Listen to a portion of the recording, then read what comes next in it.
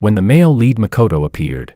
Willow was already pregnant with my child. Even so, it still couldn't stop the predetermined storyline. Once, just to be with me, she was willing to cut ties with her own family. Later on, however, she fell in love with the male lead and came to hate me to the bone. She found even a single glance at me unbearable. So, I lost completely and utterly. I lost love.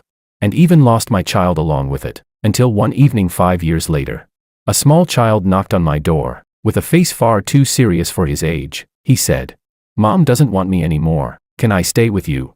Chapter 1. I froze for a moment and said nothing. Jack pursed his lips unhappily, lifting his delicate little face. He spoke with exaggerated seriousness. The teacher said parents have the responsibility and obligation to raise their children. The half-open door interrupted the rest of his sentence. I stepped slightly aside and said calmly, "Come in." The dim yellow light inside the room illuminated his slightly widened eyes. For some reason, his eyes flickered. He lifted his chin and snorted softly before obediently walking in. After closing the door, I turned around and saw Jack looking around curiously. When he noticed me looking at him, he immediately withdrew his gaze, gripping the straps of his backpack nervously. He stiffened his little face and said, "My name is Jack Wong." It sounded like an introduction, but also like a reminder that he was the child Willow and I had together. I knew, the moment I saw him, I was already certain of who he was, because his eyes looked so much like Willow's. Seemingly disappointed by my calm reaction, he turned his head away unhappily and stopped looking at me. I placed his small pale yellow backpack by the entrance and took him to wash his hands. Then I said, "Let's eat first." Jack obediently responded with an "okay." By the time I brought the food to the table, he had already climbed onto the chair by himself. I asked him why he had suddenly come to find me. Jack lowered his head and poked at the small green vegetables in his bowl. His little head, round and dark, hung low as he mumbled vaguely.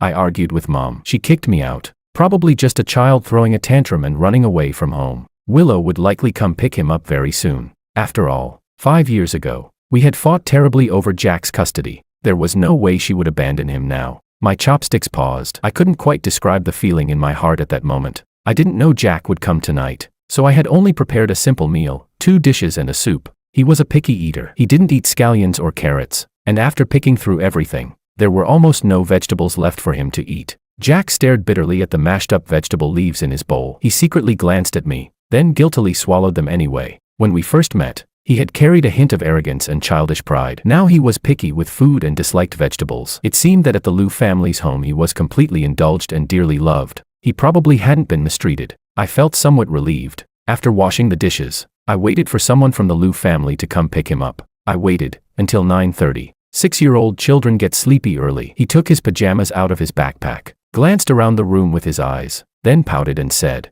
"There's only one bedroom. Are we sharing the bed tonight?"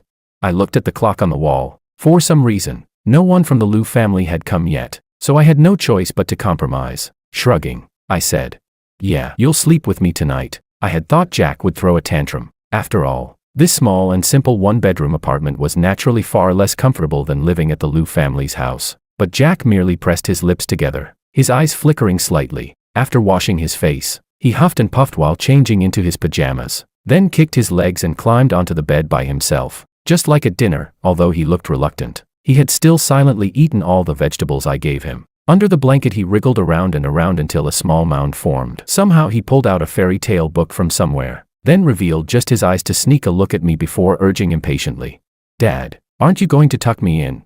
I rubbed my forehead helplessly. He looked quite pleased. Chapter 2. After Jack fell asleep, I found Willow Liu's number. I hesitated for a long time, but in the end I still didn't dial it. Willow and I have been separated for 5 years. At the beginning, we both believed we could fight against fate. Back then, my family's Wong Corporation suddenly went bankrupt. The Liu family broke off the marriage agreement and secretly arranged for Willow to marry into the Ito family, getting her engaged to Makoto Ito. In order to be with me, she called off the engagement with Makoto regardless of the consequences. She even insisted on cutting ties with her family. Because of that, her father locked her in the house for half a month. She wasn't allowed to go out, so she resisted by going on a hunger strike. I knelt at the gate for an entire night. When dawn came, she cried and threw herself into my arms. I thought things would get better. The bankruptcy would get better. Willow would get better. Our future would get better. But none of it did. My marriage with Willow was not blessed by anyone. Perhaps because Willow had always been so determined about me. After she became pregnant, even though our life was difficult, she never once thought about giving up the child. So no matter how hard or exhausting life became, I was determined to support this family. Later on, the child was born safely, mother and baby both healthy. I worked even harder to earn money, and life gradually got back on track, until one accident. A bundle of lumber on a tower crane slipped from its hook. The heavy wood crashed onto my head, and I instantly lost consciousness. My co-workers called Willow again and again for a long time, but she never answered. They sent me to the hospital. When I woke up, the person I saw was Willow, cold and distant. I didn't understand how someone could change so drastically overnight. So drastically that the look in her eyes when she looked at me was filled only with unfamiliarity and disgust. When she left us, she didn't even say goodbye. Makoto came to see me. From him, I learned the truth about this world. Because of an error in the system's timing, when the male lead arrived late, the female lead had already developed feelings for someone else. As the price for correcting the mistake, the female lead's misplaced emotions began to reverse. The more she once loved me, the more she now hated me. Makoto looked at me with a mixture of pity and sympathy. Before leaving, he glanced at Jack and asked quietly, "Have you ever thought about what will happen to your child in the future?"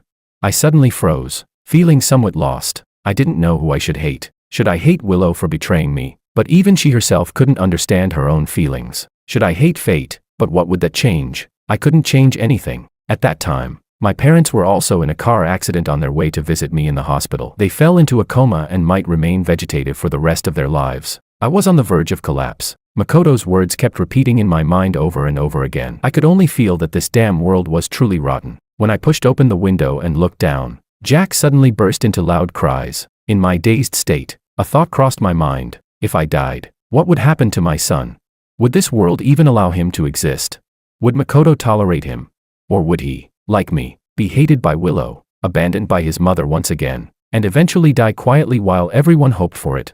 At that moment, it felt as though a voice was whispering to me, "Take him with you." As if I had lost my mind, I walked to the bedside, my hands trembling as I picked him up. But the next second, he suddenly stopped crying. With his reddened eyes, he looked up at me eagerly, as if no matter where we went, he had already decided to stay with me. I suddenly snapped back to my senses. I waved my hand as if trying to disperse those non-existent whispers. As a father, if all I wanted was to escape, wouldn't that make me unworthy of being a parent?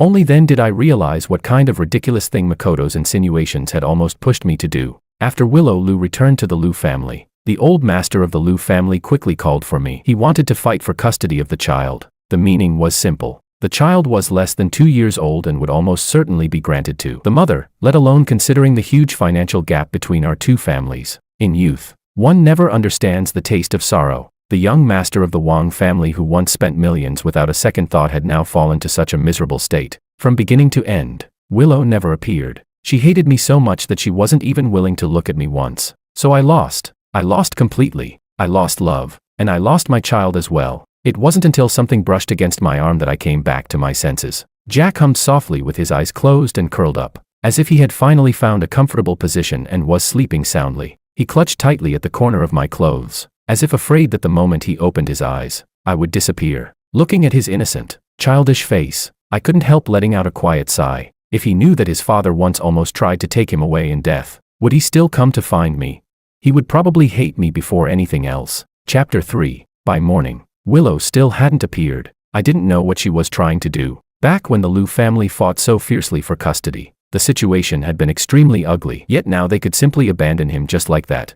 I woke Jack up early and drove him to school. The kindergarten he attended was not in the same city as mine, but fortunately it only took about an hour to get there by car. Before getting out of the car, he made me promise again and again that I would come pick him up after school. He clung to me, whining softly and refusing to let go. Then he suddenly noticed a car in front of the kindergarten gate. His eyes lit up. He hurriedly pulled me along and walked toward it. When we got closer, he deliberately slowed down, pretending casually to stand in front of a chubby little boy who had just gotten out of the car. As if on purpose, Jack swung our joined hands right in front of him. Then, in a loud voice that everyone could hear, he asked me, "Dad, you'll come pick me up after school, right?" It was the first time Jack had called me Dad. Perhaps because I had been absent for 5 whole years, even when he knocked on my door last night, he had never once called me that on his own. The chubby boy stared at me and said skeptically, "If you have a dad, why has he never brought you to school before?" Jack snorted and replied with a look of disdain, "My dad is a very busy man. He took time off specially to bring me to school today." He emphasized the word specially. Holding my hand, he walked all the way to the kindergarten gate in front of everyone, as if showing me off. making sure everyone saw. Before parting, he asked awkwardly once more, "You'll come pick me up, right?" When I didn't answer immediately, he glared at me. Then, sounding flustered, he whispered in a small voice, "You promised me in the car." Grown-ups aren't allowed to lie. Helpless, I crouched down and smoothed the collar of his shirt, which had flipped up. Then I ruffled his hair. His hair was dark and soft, and it felt nice to the touch. I smiled and said, "All right, I'll come pick you up." The corners of his lips lifted uncontrollably, though he tried his best to hold them straight. Raising his chin with forced maturity, he said with reserved dignity, I'll remember to wait for you." Only after his figure completely disappeared from sight did I finally withdraw my gaze. I went to find his teacher and asked about Jack's situation at kindergarten. The teacher hesitated, stammering for a while. In the end, she sighed and complained with a slight frown, "I know, what I say might not be very useful, but Mr. Wong, no matter how busy you are, you can't just neglect your child." Since he enrolled, no one has ever attended a single parent-teacher meeting. Now the other children in the kindergarten are all saying he doesn't have parents. If this continues, it'll be very harmful to his emotional development. No one had ever attended a parent-teacher meeting. Even if Willow disliked the child, couldn't she at least have sent a nanny or a housekeeper to deal with it? I frowned and pulled out Willow's number. After hesitating for a moment, I finally dialed it. I decided to talk to her properly. If Willow truly didn't plan to raise him anymore, I could take him back to live with me. I might not be able to provide the kind of life the Liu family could, but I could still give him a decent life and the freedom to make his own choices in the future. The moment I dialed the number, however, a ringtone sounded behind me. Realizing something, my fingers trembled slightly as I turned around, and then I saw Willow stepping out of a car. 5 years had passed. She seemed different, yet also unchanged. Her eyelashes lowered slightly as she glanced at the glowing phone screen in her hand. Her slender, pale fingers held the phone, and her cool expression was half hidden in the shadows. Unhurriedly, she raised an eyebrow and suddenly looked up. "Long time no see," she said. "Want to talk?"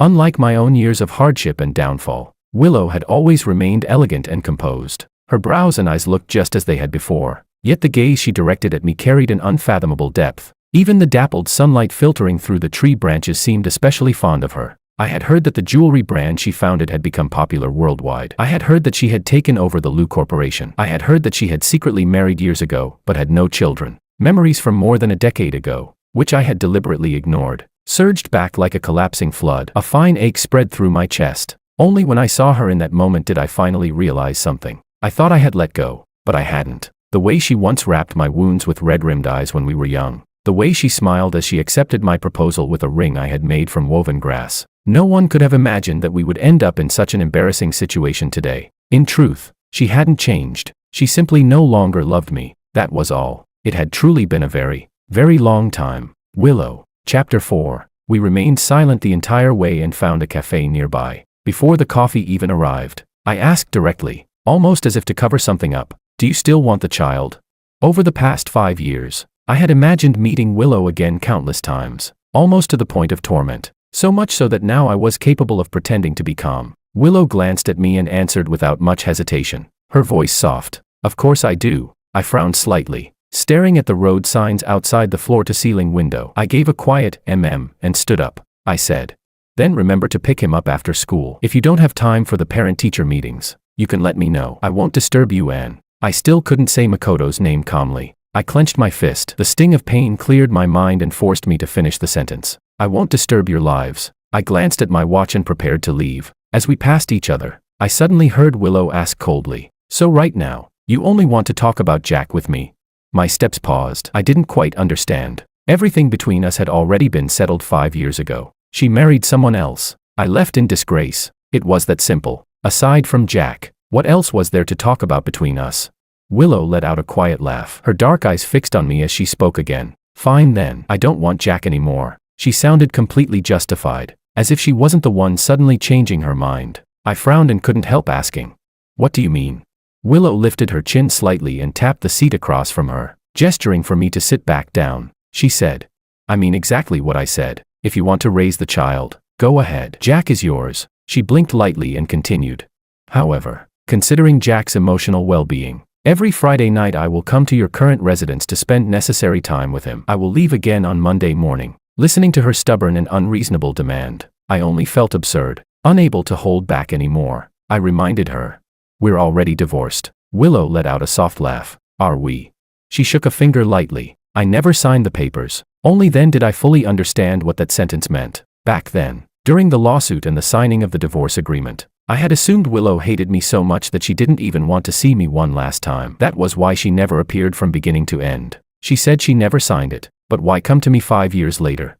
I wasn't narcissistic enough to think she still had feelings for me. Maybe the agreement had been lost. Or perhaps there was some issue with the paperwork that required a supplementary signature. Anything was possible. I shrugged and cooperated easily. Then we'll sign a new one. Without even looking up, Willow replied. I won't sign. Calmly, I said. Wouldn't it be better if we signed it and settled everything between us? She said. No. Speechless, I asked. Do you have any concerns? I don't want anything. I'll leave with nothing. She said.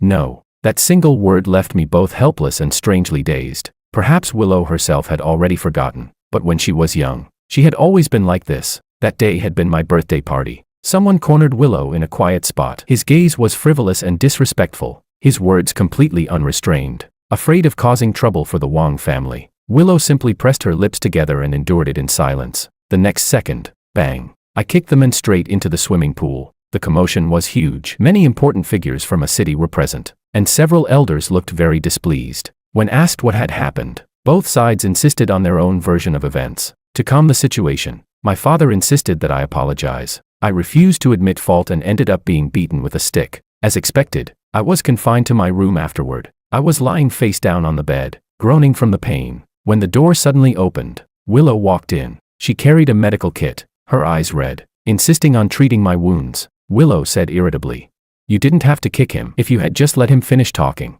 it would have been fine. He wouldn't have dared do anything to me." In a small and guilty voice, I said, "I'm sorry." She paused for a moment, then softly said, "Not listening." I smiled helplessly and reached for the medicine. "I'll do it myself." She slapped my hand away. No, my arm was injured, and I couldn't help letting out a sharp breath. She immediately looked panicked. "Does it hurt a lot?" I smiled and said, "It's nothing, just a small injury." She frowned and said, "Don't pretend to be tough." Then she tapped my forehead. In front of me, "You're never allowed to pretend to be tough." I suddenly came back to my senses. I tried my best to hide the bitterness in my eyes, but it felt as though I heard her voice from many years ago again. "You're not allowed to pretend to be tough." Willow sat in the light and smiled faintly. Tiny particles of dust floated through the sunlight, and the familiar outline of the past had already quietly changed with time. She raised her eyes and lifted her brows slightly at me, as if responding to something I had said earlier. She said, "George, there's no such thing as settling everything between us." Chapter 5. I don't quite remember how our conversation ended. I only remember that in the end I was so angry that I didn't even say goodbye, because Willow and I had parted on bad terms. I wasn't sure whether she had just said those things casually or if she truly intended to follow through. After hesitating for a moment, I still didn't go back. Maybe I had been working too much overtime recently and wanted to take a day off.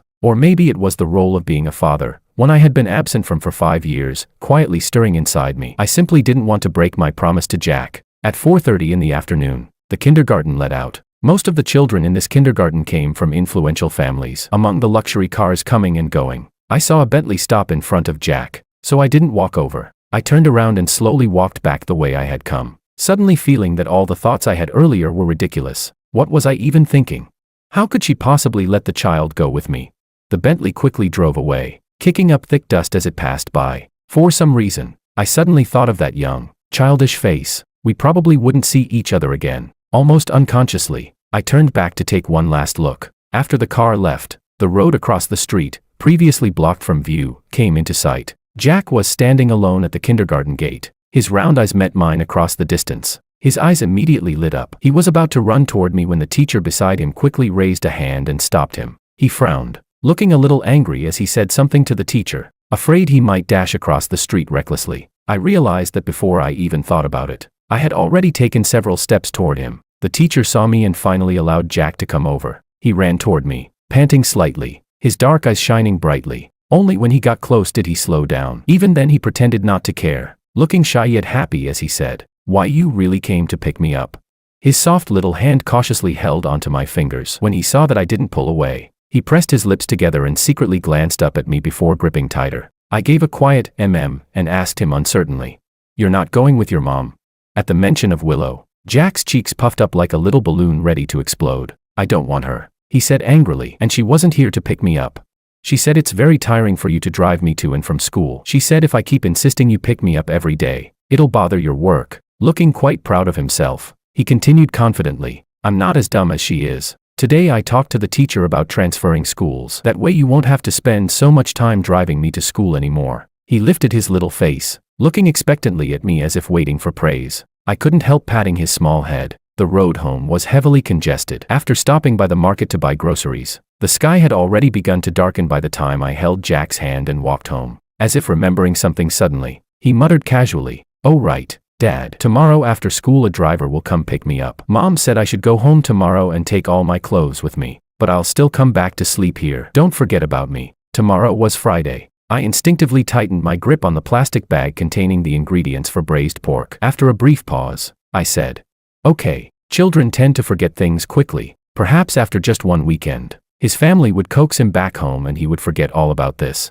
Every time we meet, I treat it as if it might be the last time, because only by thinking that way can I avoid feeling disappointed during the long periods of waiting. Chapter 6. By 10:30 on Friday night, Jack still hadn't come back. Calmly, I folded up the pajamas Jack had thrown beside the bed that morning and stuffed the extra dishes I had made into the refrigerator. I turned off the lights. In the darkness, I sat there in a daze for a while before closing my eyes. When I woke again, the sound of rain pattering against the window filled the room. The sky was barely light. After a whole night of nightmares, my head felt like it was splitting apart with pain. There were several unread messages on my phone. Before leaving yesterday, Jack had grabbed my pant leg and stubbornly insisted on getting my phone number. The earliest voice message had been sent at midnight. His tone sounded a little guilty, fierce on the surface, yet also as if he were explaining himself. The message read, "I didn't mean to be late. I had my clothes ready at 6, but Mom got sick again. She didn't seem to have the strength to bring me over. She's really annoying." The second message came half an hour later.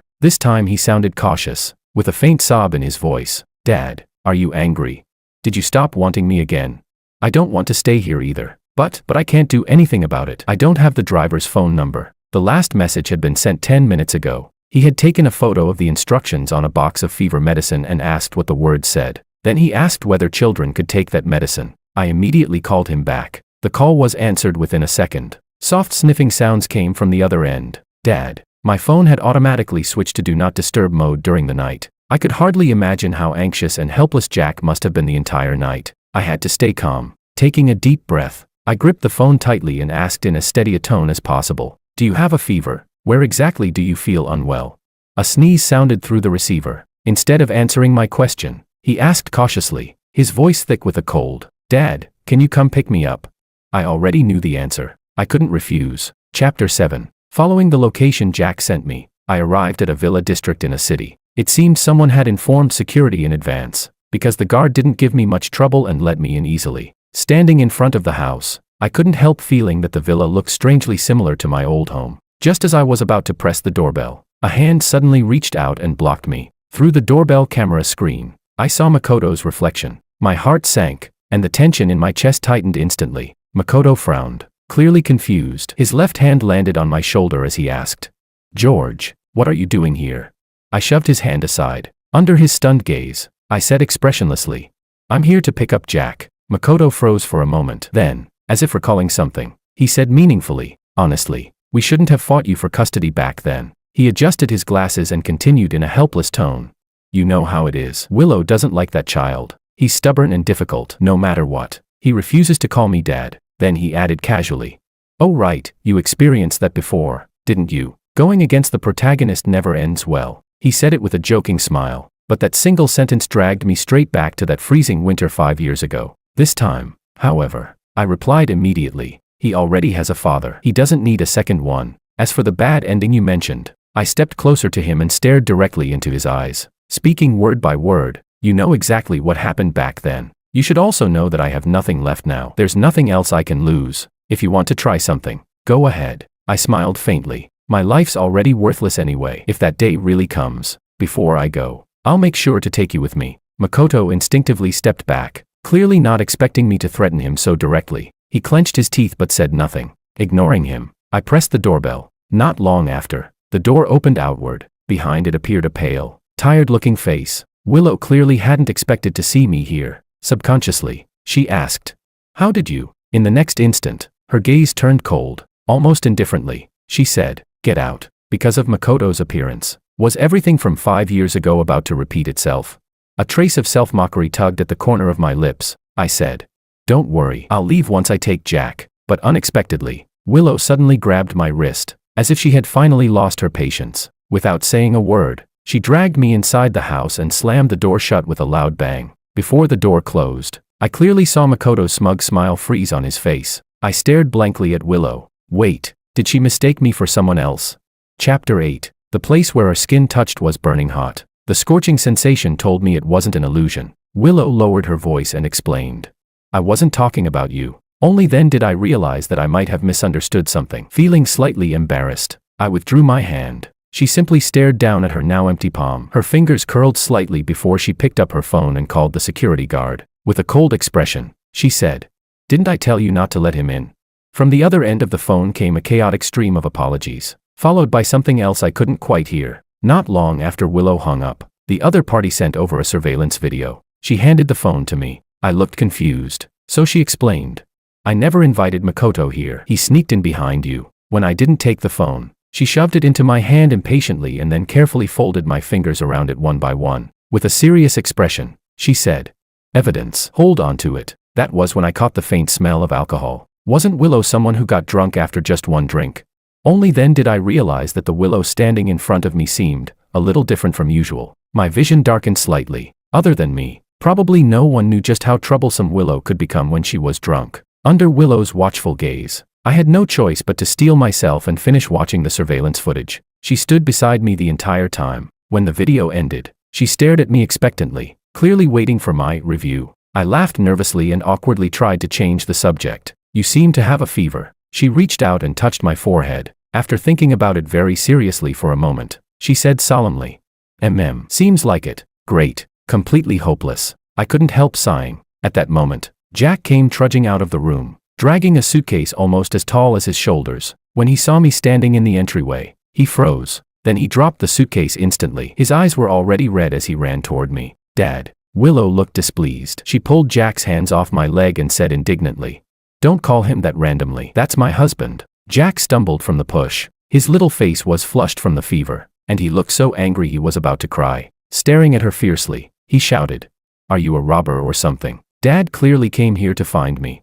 My ears hurt. The two of them were chattering nonstop, like raising two sparrows. Before I could say anything, Willow had already grabbed my arm and dragged me into the bedroom with a cold expression. Jack refused to accept it, kicking his short little legs. He tried to follow, but Willow simply pressed a finger against his forehead and pushed him back out with a blank expression. Bang. The door shut. The world finally became quiet. Chapter 9. At some point, the door lock must have been upgraded to a type I didn't know how to open. After struggling with it for a while and getting nowhere, I listened carefully, not hearing Jack crying outside the door. I felt slightly relieved. When I turned around, I saw Willow staring at me with an unhappy expression, holding a medicine box in her arms. She shoved the medicine box into my arms and said concisely, "You're sick. Take medicine." I had no idea what they had been doing last night for both of them to end up with fevers. Resigned, I began looking for the medicine for her. At that moment Willow quieted down, but she kept staring at me without blinking, as if afraid that the moment she blinked, I would disappear. I broke a pill in half and placed it in her palm, then negotiated with her. "Jack needs to take medicine too. Could you open the door for me?" The moment she heard that, Willow's hand froze in midair. She didn't take the medicine anymore. Her eyes slowly reddened, and in a small, aggrieved voice she complained, "You're always like this. You only care about him, never about me." I nearly choked on my breath. When had I ever? But suddenly I remembered the question Willow asked the day we met again. "So right now, you only want to talk about Jack with me?" So, was that what she meant back then? Trying to reason with someone who gets drunk after one glass and becomes jealous was pointless, so I quickly changed my approach. "There's no water here. I'm afraid you'll choke on the medicine. How about I go out and pour you some water?" Willow tilted her head and looked at me for a while, as if carefully verifying whether what I said was true, but she didn't open the door. Instead, she calmly walked back to the table, lifted a wine glass, raised her chin slightly, and said with composed dignity, "No need to go out. I have water." Then she swallowed the pill with the red wine. It happened so fast I didn't even have time to stop her. My vision darkened. My first reaction was relief that it wasn't an antibiotic. I hurriedly flipped through the medicine instructions and searched online. After confirming there were no cases of toxic reactions between that medicine and alcohol, I finally relaxed. Only then did I realize my whole body was covered in cold sweat. Helplessly, I said, "Willow, open the door. I need to drink water." Willow raised the half-finished wine glass and handed it to me with an innocent expression. I glanced at it and mercilessly pointed out, "That's red wine." "It's red. Is the water in your house red too?" Willow responded with a guilty little "oh." She stood there hesitating for a moment before slowly walking to the door and opening it. I stared at the now open doorway in surprise. She hadn't softened even when Jack had a fever. She would rather swallow medicine with wine than give in even slightly. Yet now she had compromised so easily, just because I said I wanted water. Willow stood by the door, looking so sleepy she seemed about to fall asleep. She said, "Then remember to come back." Chapter 10. After coaxing Jack to take his medicine and go to sleep, and promising him again and again that I wouldn't secretly leave, I hesitated for a moment before returning to Willow's room. It was only because I didn't want to see tomorrow's ridiculous news headline. Eldest princess of the Liu family dies at home after taking medicine with alcohol. That was definitely the only reason. Absolutely nothing else. Pushing open the half-closed door, I saw Willow sleeping quietly on the bed. I tugged at the blanket beneath her. Good. It didn't move. I didn't dare touch her directly, so I grabbed a corner of the blanket and wrapped it loosely around her, turning her into a cocoon. In the dim bedroom, I silently watched her for a moment. Just as I was about to leave after completing my mission, the phone on the bedside table suddenly rang. A song played as the ringtone. Pear blossoms fall again in the courtyard. Another year gone by. Moonlight spills across the empty steps in the quiet night. In dreams the flute and drums play the old melodies. When I wake, tears stain the rouge upon my face. Little Mountain, recited again and again. I froze. Why did this song sound so full of longing and the sorrow of fading beauty? The caller was Old Master Liu. No matter what, this was not a call I should answer. I had just turned to leave when a hand suddenly grabbed my sleeve from behind. The thin blanket slipped from Willow's shoulder. She clutched my sleeve tightly, her expression dark as she stared at the ringing phone. As if afraid I might leave, she dragged me quickly to the door and locked it in front of me. Then she poured the remaining wine from the bottle into a glass, and dropped the phone into it. The phone kept ringing stubbornly in the wine for a while before the screen finally went dark. After finishing all that, Willow turned to look at me, blinking. She said, "Hide." What the hell? Anyone who didn't know better would think someone was about to come catch us cheating. I assumed Old Master Liu was coming and she wanted me to hide. The thought made me feel both embarrassed and miserable. I shrugged. "There's no need for that. I'll leave right away. I wouldn't put you in a difficult position." But Willow said nothing, and she still didn't let go of my sleeve. She first dragged me to the walk-in closet, trying very hard to walk in a straight line, but still stumbling crookedly. So she still wasn't sober. The closet was half open, with no wardrobes large enough to hide someone. Unsatisfied, Willow dragged me back out. She searched around the bedroom for a while before staring thoughtfully at the bed. Then she ordered me to hide under the blanket, and got angry when I didn't listen. The moment I poked my head out from under the covers, I heard Willow muttering to herself, "No. I should hide too." I was speechless. "Hide in your own house." The next moment, she climbed under the blanket with me. Darkness covered everything. I heard her sigh in relief as she murmured, "Now nothing will happen." My heartbeat suddenly skipped. For some reason, a memory surfaced in my mind. 5 years ago, Willow Liu had nearly broken ties with the Liu family for me, until the day she received a phone call from Old Master Liu saying he was critically ill. The illness had been fake. Willow was trapped at the Liu family home and couldn't return. Meanwhile, rain poured down outside. A tower crane operating illegally slipped its load. I was rushed to the hospital. After that day, storms came from every direction, and everything changed. My parents were in a car accident. Willow's love and hatred were reversed. All the cruelty fate threw at me completely crushed me. I didn't know what to do anymore. I was just so tired. A trembling fingertip touched my cheek. Willow's breath was burning hot from the fever as she wiped the corner of my eye. She said seriously, "It's okay. They won't find us." My vision blurred. Only then did I realize I had started crying, but I couldn't say a single word.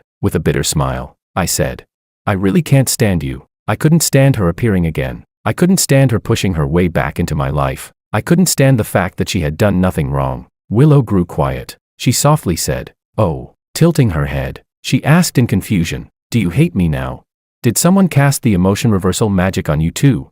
My tears finally fell. When I still didn't answer for a long time, she suddenly said, as if trying to distract me, "Shoo, the flowers are falling." But there were no flowers here, and no magic. She had never told me to hide because she was trying to cover something up. What she meant was, hide. Don't let fate find you. Chapter 11. That evening, I took Jack with me. He clung to me and refused to let go. Willow's phone was broken, and she had fallen asleep again. I asked Jack if he knew the housekeeper's phone number. Jack pulled out his children's smartwatch and tapped on a contact name. In his clear, childish voice, he said loudly, "Aunt Lynn, my mom has a headache again and drank alcohol. Can you come to the house?"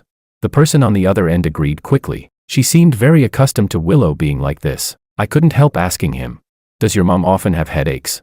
Jack answered as if it were the most natural thing in the world. "Yeah, mom always has headaches when she feels bad. She drinks a little wine. It works better than sleeping pills. Willow used to get drunk after just one glass. In the past, I was always the one who helped block drinks for her. Now she was using alcohol as medicine." When Aunt Lynn finally arrived, I pulled a suitcase with one hand and held Jack's hand with the other. Every few steps, he would turn his head to look behind us, as if worried that Willow might suddenly appear like she had that morning and take him away. Just before we stepped out of the gate, Aunt Lynn suddenly called out to me. She told me that Jack's transfer procedures had already been completed. From now on, we wouldn't have to keep traveling back and forth between South City and a city. I paused, surprised it had been handled so quickly. After thinking for a moment, she added, "Actually, Willow usually isn't like this." It was obvious she had seen the mess in the bedroom earlier. With some difficulty, she continued, "As for today, today was probably just an accident." I smiled. I know. How could I not know? When Willow first drank alcohol at 18, she had taken only a single sip before collapsing asleep on my shoulder. When I carried her home, she suddenly stood up again. I thought she had sobered up, but instead, with a completely expressionless face, she poured an entire bag of fish food into old Master Lou's beloved fish tank, mixed the kitchen sugar into the salt jar, and casually tossed the key to the confinement room into the pond. Her eyes were unfocused and her steps unsteady, yet she stubbornly dragged me to sit under a tree and refused to let me leave. Then she began weaving something with her hands. Petals drifted down in the wind. I looked up, and through the falling rain of petals, I met a pair of bright eyes. She stared at me blankly for a moment. Then she raised a pair of rings woven from grass and urged me, "Don't waste such a romantic atmosphere. Hurry up and propose to me." After we exchanged the rings, she added, "One for each of us. Don't lose them."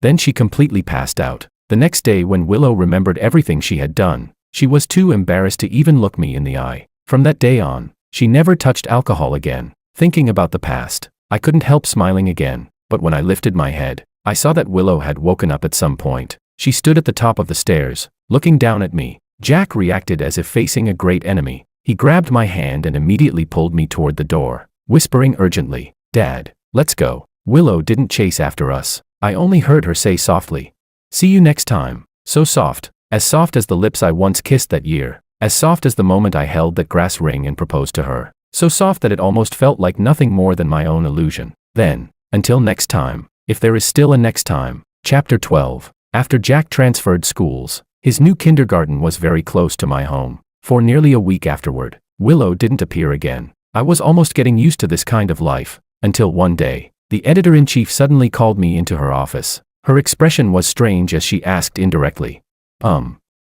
"George, does your family happen to have some kind of powerful background?" I looked confused. "Huh?" she said. "Look, Miss Lou from the Lou family. This is her first ever exclusive interview, and she specifically requested that you be the one to interview her." I stared at her, completely baffled. The newspaper obviously wouldn't miss out on such an incredible opportunity. On Friday afternoon, Willow happened to be coming to South City for Fashion Week. Before the event, she had about an hour of free time. As usual, I prepared an outline in advance. In the end, I decided to focus the interview on the jewelry brand Willow had founded in recent years, and I deliberately avoided the kind of gossip the public loved most, her personal life. After all, Willow and I both knew exactly what had happened back then. It felt as though an unresolved tension had been hanging over me all week, reaching its peak when Friday finally arrived. I took a deep breath and knocked on the door. Inside the lounge, Willow sat elegantly on the sofa, wearing a custom haute couture dress, her long legs crossed. I placed the recorder in the middle of the table. After asking a few routine questions to help the interviewee relax, I moved to the main topic. "I've heard that the Lou Group had never been involved in the jewelry industry before. What opportunity led Miss Lou to establish the flower brand?" Willow had wanted to study jewelry design since middle school. Later, the brand flower had exploded in popularity around the world almost overnight. Usually, when asked this question, most people would talk about how they first encountered design in their youth or how their interest began. But Willow simply blinked at me and said, "To find someone." My fingers curled slightly without me realizing. Then I heard her continue casually, There's someone who hid from me because of fate for a very long time. I couldn't find him, and I was afraid he wouldn't be able to find his way home. She brushed a strand of hair behind her ear and continued calmly. Flower appearing all over the world was never a coincidence. The giant screens in shopping malls and subways, the collaborations with major IP brands, you can see Flower advertisements everywhere. Looking at me, she smiled softly. This was our agreement. If one day he sees Flower, I want to tell him, don't pretend to be strong. I'll keep waiting for you to come home. My hand trembled. I dug my fingernails hard into my palm, forcing myself to remain calm as I moved on to the next question. As far as I know, aside from Flower's designs, the brand is also widely known for its charitable work. For every order placed, Miss Lu donates a considerable amount of money, Willow replied. That's right. Every year we allocate a portion of our income to charitable causes, she added. Just like the Flower brand you mentioned, every year we donate part of the funds under my husband's name. I finally couldn't hold back anymore. Turning off the recorder, I said helplessly, Hey, can we be a little serious? This is work. Willow blinked and replied calmly. I'm being very serious. That really is the reason Flower was founded. Or are you trying to guide me to answer in a certain direction? Her tone carried a faint hint of teasing intimacy. She added, Mr. Wong, you didn't used to be like this. Treating people differently like that isn't very professional, is it? I was speechless. The question had been thrown back at me, so I had no choice but to turn the recorder on again and continue documenting the interview. She said, I've already made a will. After my death, part of my assets will go to charity, and the rest will be placed in a trust and entirely belong to my husband. Yes, you can understand it that way. If I die, he will become the sole beneficiary. Then she said, What, you mean my son? It's fine, as long as he doesn't starve. I was completely speechless. I barely managed to finish the entire interview process. Before I could say the usual closing remarks, Willow suddenly asked, Where's the ring? Almost instinctively, I replied. I lost it long ago. She walked closer to me with an unreadable expression. Then she raised her hand. In her palm lay a ring woven from grass. She said, If you lost it long ago, then what is this? I froze. Subconsciously, I touched my pocket. It was still there. Damn, I'd been tricked. When I looked up again, Willow was staring at me with long dark eyelashes and a faint, knowing smile. My disguise had been exposed, and I suddenly felt both embarrassed and irritated. Chapter 13. Speechless, I asked. What exactly are you trying to do? She replied. Isn't it obvious enough? Willow sat back down, her expression cool as she said, I'm piecing together the future that should have belonged to us. This was a wound that had never healed for me, something I couldn't bear to touch. I didn't want to face it. I didn't want to repeat the same mistakes, and I couldn't imagine whether one day in the future Willow might look at me again with that same cold, disgusted gaze. But then I remembered Willow's inexplicable headaches. I remembered how someone who never drank alcohol had begun using it to numb herself. I remembered the trust in her will, and I remembered that conversation from years ago, until we met again after all those years. Only then did I learn that after I threw everything away and ran from it all, there had been someone searching for me the entire time, as if she had seen straight through my thoughts. Willow said, Remember to leave the door open for me tonight. I didn't understand. What? She slowly smiled and reminded me meaningfully.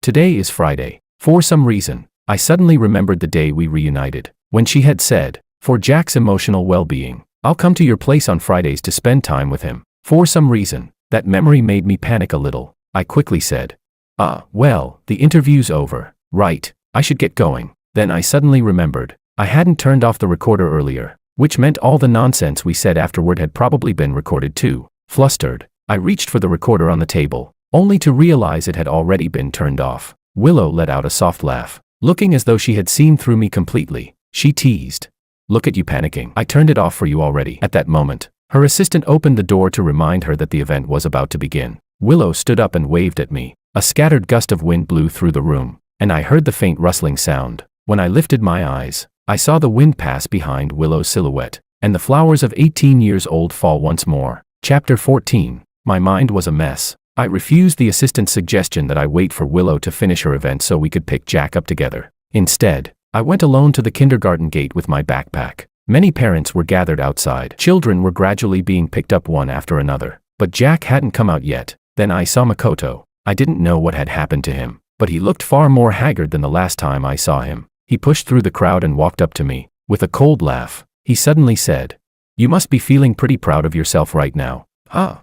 I frowned, not understanding what he meant. He muttered to himself, I should have realized it earlier. The little one is sick, And the big one's brain isn't working either. I shouldn't have believed Willow had already given up on you. I even brought Jack to find you. So that night, it had been Makoto who brought Jack to me. Because of the system's interference, Willow had searched for 5 whole years and still couldn't find me. Maybe Makoto thought Willow had finally given up on me. Or maybe he thought that after abandoning Jack, the burden, he could find a way to win Willow over again. He said. Back then she hated you so much. After the Liu family locked her up for more than 10 days, the first thing she did after getting out was go to the hospital to see you. She had headaches so bad she fainted and was hospitalized. Everyone hid the truth from her and forced you to divorce her. When she woke up, the first thing she did was look for you again. Grinding his teeth, he said. I spent 5 entire years trying to win her over. Even a stone should have warmed up by now. But one of them wouldn't acknowledge me as a father even though he never had one. And the other would rather suffer in pain than accept me. Both of them, so damn stupid. Just then Jack came out of the kindergarten. When he saw me, his eyes lit up and he ran toward me. Makoto seemed to calm down slightly. With a dark expression, he said. Do you know what she did afterward? She went to the hospital and had surgery. She'll never be able to have children again. Jack will be her only child. And she even made a will leaving all her property to you. For the system, a female lead like that has no more value to conquer. My mission failed. According to the system's judgment, no matter how the one carrying out the mission intervened, the female lead's established character had already completely collapsed. So the mission failed. Hatred filled his eyes. Suddenly, I had a terrible premonition. The next second, Makoto rushed toward Jack. I saw the dagger hidden in his sleeve and immediately grabbed his arm to stop him. But he shook me off and thrust the knife toward Jack. There was no time to dodge. I could only step in front of Jack. In that instant, countless memories flashed through my mind. I remembered the day I stood by the window, looking down, when Jack's crying suddenly sounded behind me. I remembered Makoto finding me back then, smiling as he threatened me. Once there's a stepfather, there's always a stepmother. His good days are still ahead of him. I remembered the night Jack had a fever, when he sent me voice messages crying, asking, Dad, did you stop wanting me again? I remembered sitting by his bedside, feeding him medicine, when he suddenly hugged me and whispered, Dad, I love you. A dull pain struck my back. Jack had been frightened. His small hands clutched tightly at my clothes as he burst into loud tears. My face turned pale as I turned around. The kindergarten security guards and several parents had already pinned down Makoto, who was laughing like a madman. At that moment, Willow finally arrived. She ran over, grabbed my hand, and said anxiously, I'm sorry, I came too late. My vision blurred. I shook my head and slowly closed my eyes as my voice weakened. No, you found me. You found me within fate. The next second, Willow angrily pinched the point under my nose and snapped. Stop acting pitiful. He stabbed your notebook in your bag. What are you pretending for? I was speechless. At that moment, I thought, perhaps when that petal fell earlier, I had regained the courage to fight against fate again. If love means being brave, then no matter how difficult it becomes, you will still stand in front of that person without hesitation. The wail of ambulances and police sirens approached. Under the setting sun, the shadows on the ground tangled together closely. Willow suddenly spoke again. With a cold snort, she asked, The ring, did you really lose it? She sounded very concerned about it, as if she had been holding the question back for a long time. I looked at her and grinned mischievously. No, it's on me. Tonight, you can find it yourself. She froze for a moment, then pinched me hard. Let's see each other every day from now on. Willow. Willow, extra story. Chapter 1. The first year after he left, she raised their child alone. Sometimes Willow couldn't understand it. How could raising a child be even more exhausting than giving birth? Such a tiny little creature, yet when he cried, his voice could pierce through 3 entire floors. Even when his throat grew hoarse, he still refused to stop. But sometimes, when she woke suddenly from dreams in the dead of night, she would still think of him. Emotion and reason were constantly fighting each other. Back then she had been unable to accept the reversal of her feelings and had fainted, ending up in the hospital. When she woke up again, he had already disappeared. Old Master Liu told her that he had taken 2 million yuan and agreed to the divorce. After that, he vanished from the world without a trace. She didn't care whether that story was true or not. She was only confused. Was she really worth only 2 million? If he was leaving anyway, he should have at least taken more. At that time she still hadn't sorted out what exactly existed between them, but she understood one thing very clearly. Even if she hated him, they were still meant to be bound together forever. Chapter 2. The third year after he left, she still hadn't found him, because her reason kept resisting the reversed emotions. She began suffering from constant headaches. Even painkillers no longer helped much. Makoto came to see her and asked, Are you planning to die from the pain? What does that have to do with you? She frowned, too lazy even to answer him. Instead, she simply called security and told them not to let random strangers in anymore. Makoto refused to give up. He kept pestering her, asking why she wouldn't at least try being with him. Willow replied coldly, "My emotions may be confused, but I haven't lost my memory, and even if I had amnesia, that doesn't mean I've lost my mind." She wasn't angry, she was merely indifferent. Such a proud person. Even her hatred was something she refused to waste, so no matter how much her feelings were reversed, she would never love him. Chapter 3. The 4th year after he left. By then, Makoto was already close to collapsing. More than once, Willow overheard him arguing with the system. That was how she learned the truth about this world. With the help of the system, Makoto possessed a skill that could reverse emotions. Before this world, he had easily completed several conquest missions using that ability. Instead of exchanging his rewards for rebirth, he had become addicted to the thrill of controlling other people's lives. He wandered from one conquest world to another. He once questioned the system angrily. If this is only an F-rank vacation scenario, why is the difficulty so high? The system said something she couldn't hear. Makoto was so furious that he swept everything off the table. Damn system, how can you just leave like that? Not enough energy. Then what about me? What am I supposed to do?